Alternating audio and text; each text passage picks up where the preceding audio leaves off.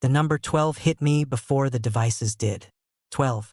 That's how many accounts, spread across 7 civilizations, describe instruments that gathered something from the sky and turned it into usable power. Not fire, not falling water, something else. Something that left behind residue in the stonework that modern metallurgists have still not satisfactorily explained. The researchers who found them didn't make headlines. Their papers disappeared into institutional archives. And the objects themselves, well, that's the part that keeps me up at night. They went somewhere, or someone made sure they stopped existing.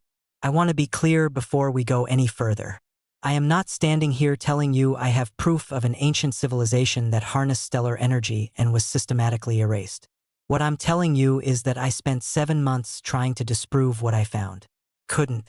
And once you start looking at the pattern, the real pattern, it becomes very difficult to look away. I found the first thread while researching something else entirely. It was a footnote in a 1953 translation of the Sumerian Nippur Astronomical Compendium, a document housed at the University of Pennsylvania Museum of Archaeology, catalogued as CBS 11901. The footnote referenced a series of copper alloy instruments described in the text as girnan-na, a phrase that most translators render as sublime fire vessels.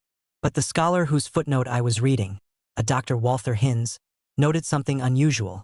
The vessels were described as receiving their energy einasame from the heavens, but specifically during the transit of particular star clusters, not the sun, not the moon, stars, specific named stars.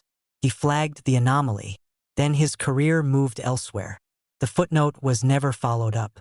I went looking for CBS 11901 myself. The document exists. It sits in a catalog. When I asked to access the relevant section, I was told the relevant tablets had been removed for conservation assessment in 2007. No return date was given. Let me be fair to the official narrative here. The official story goes like this. Ancient civilizations were sophisticated within the limits of their technology. They built monuments, developed calendars, traded across vast distances, and left behind remarkable art and writing. Their cosmologies were rich and poetic. When they described objects that drew power from celestial sources, scholars understand these as religious or mythological metaphors, the language of ritual, not engineering. The girnan-na vessels, if they were instruments at all, were almost certainly ceremonial. Astronomically timed rituals were common. Temple objects were often described in language that attributed divine or cosmic function to what were essentially symbolic tools. This is the consensus, and I want to honor it, because it's not wrong. It's just incomplete. Let's start with the numbers. The accounts I've been able to document, 12 separate instances, 7 civilizations, spanning approximately 2,400 years, share 4 specific structural features that are almost impossible to explain through parallel mythological development alone. First, the devices are always described as absorbing energy during astronomical events, not generating it from earthly fuel. Second, they are always described in pairs or multiples, never as single instruments. Third, they always involve a material component described in terms that suggest a metallic lattice or grid structure. And fourth, and this is the feature that stopped me cold, they are always described as being destroyed or hidden not by invaders, not by accident, but by the civilization's own priestly or administrative class. That last point is not subtle.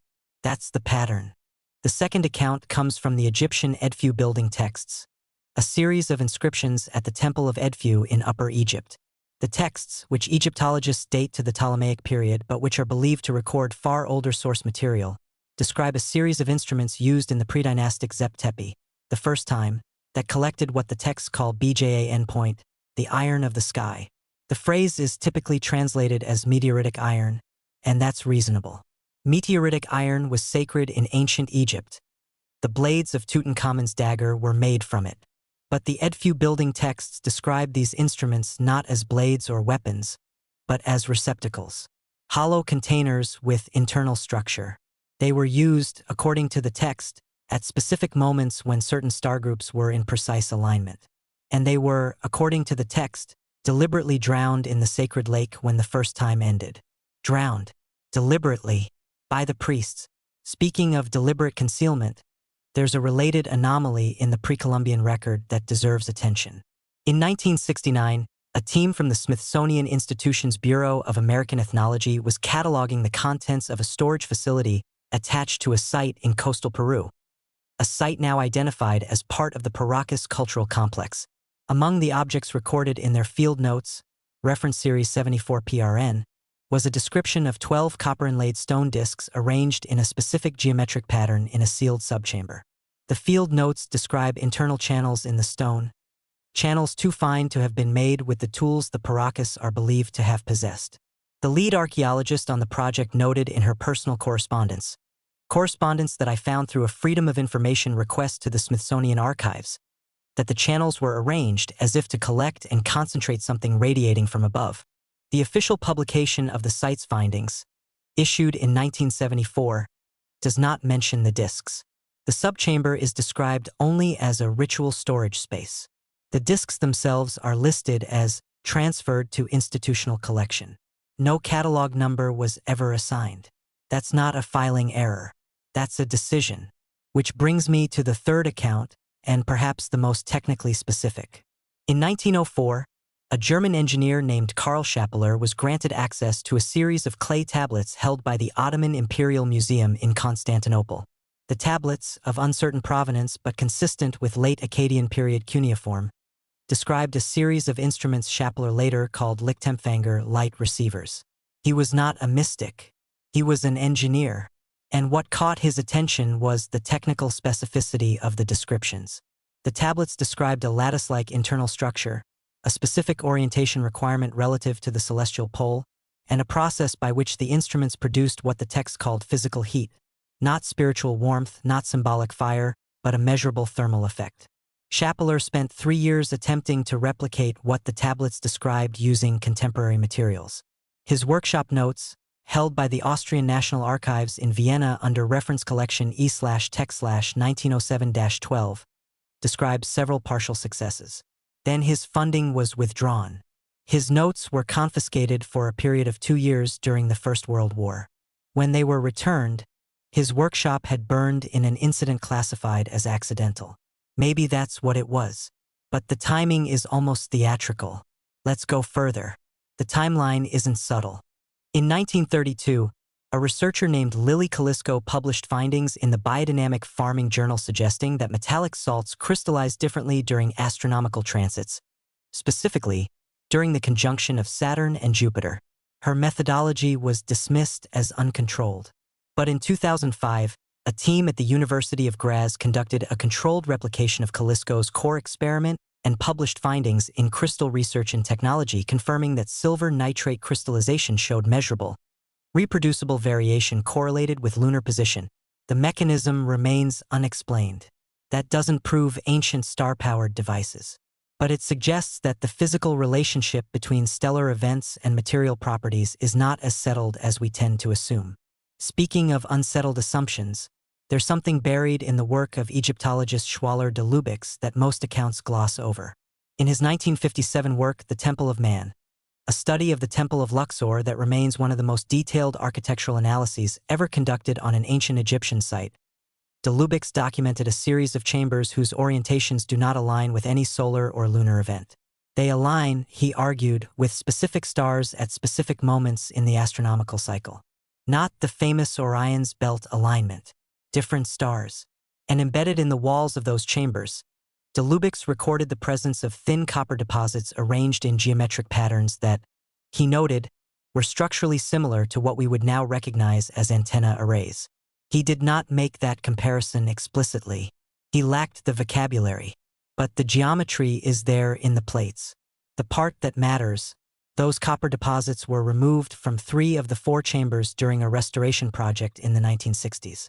The Egyptian Antiquities Organization, which supervised the project, has no record of where the material was deposited.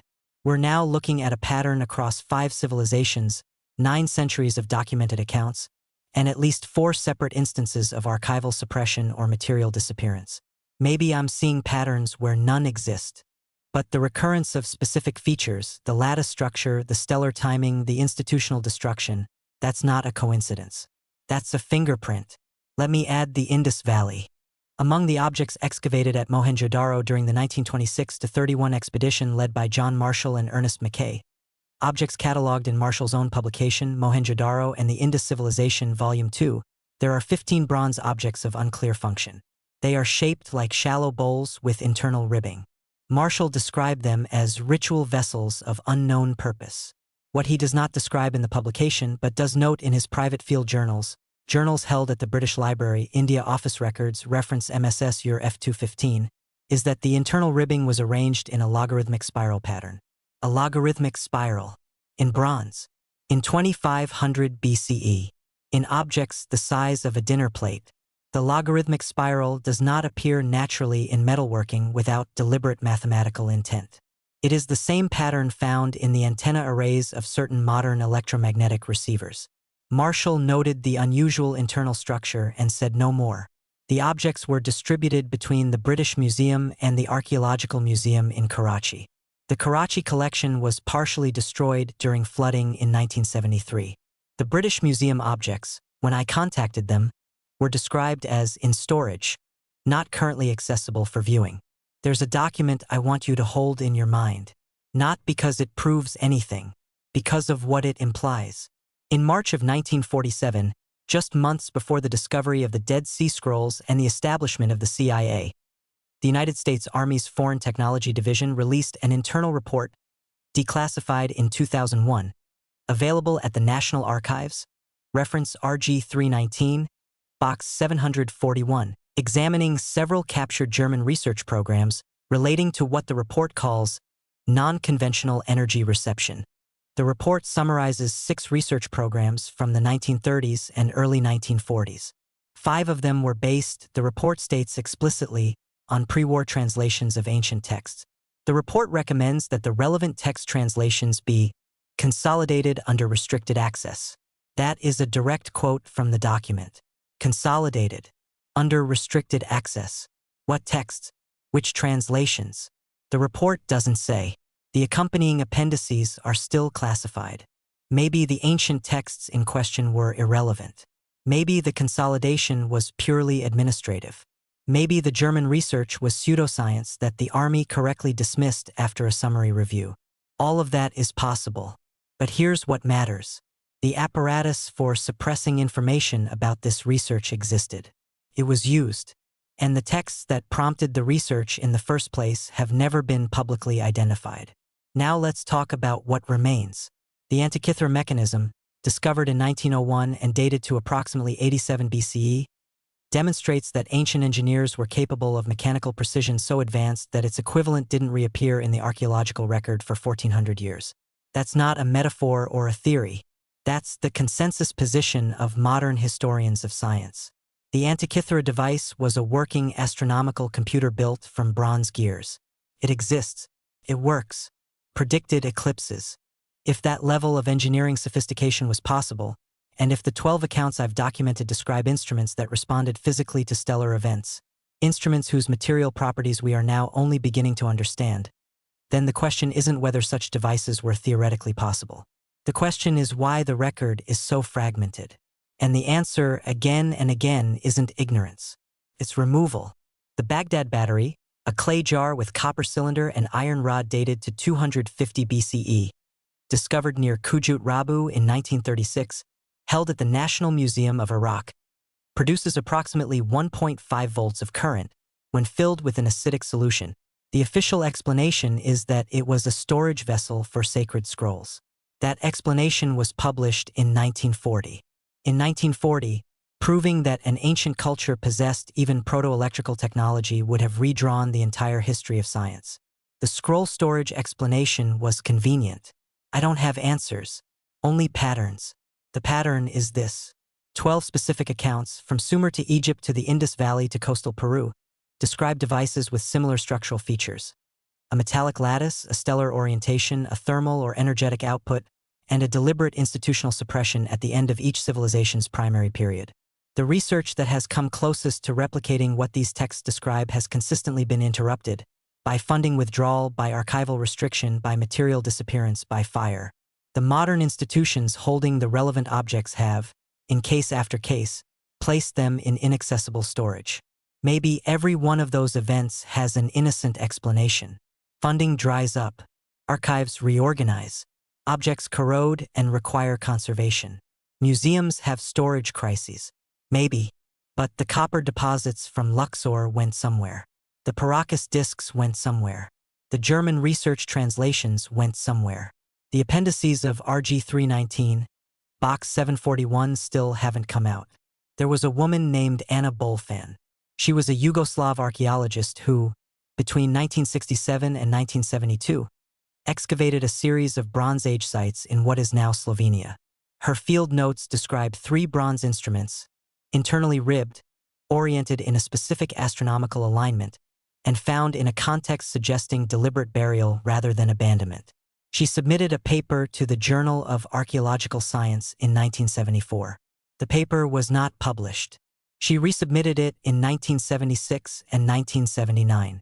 She retired in 1981. The field notes are held at the Slovenian Museum of Natural History in Ljubljana. Reference series AB/1967-72. I have read them. The instruments she described match.